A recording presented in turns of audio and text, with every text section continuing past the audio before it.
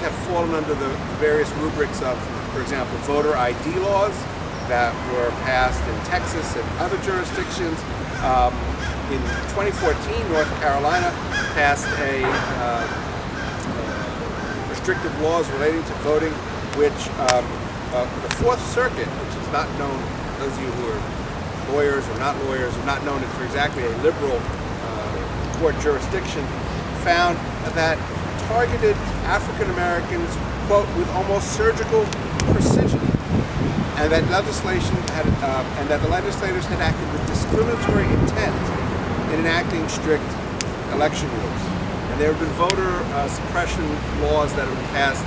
in other states throughout the country, including Ohio, Wisconsin. Some of these have been struck down. Some of them are cases against them are currently pending. Take us fast forward to the past year, the past few months in particular, and you have what has become an article of faith, but I would more accurately describe it as an article of cynical politics that permeates the Republican Party, which is this institutionalized effort to suppress the vote and deny the vote to communities of color and African Americans in particular. And the Trump campaign and the candidate himself literally threatening to intimidate voters from exercising their right to vote, encouraging his supporters to watch the polls, to go out and make sure that this election is not stolen from them, telling his supporters that if those other communities are not watched, that they will steal this election from us, et cetera, et cetera, et cetera. We know what's going on.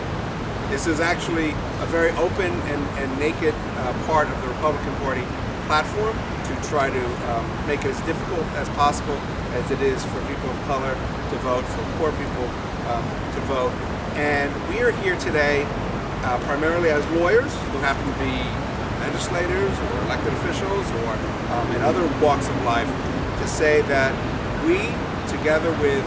advocacy organizations across the country, are going to do everything we can to make sure that people are able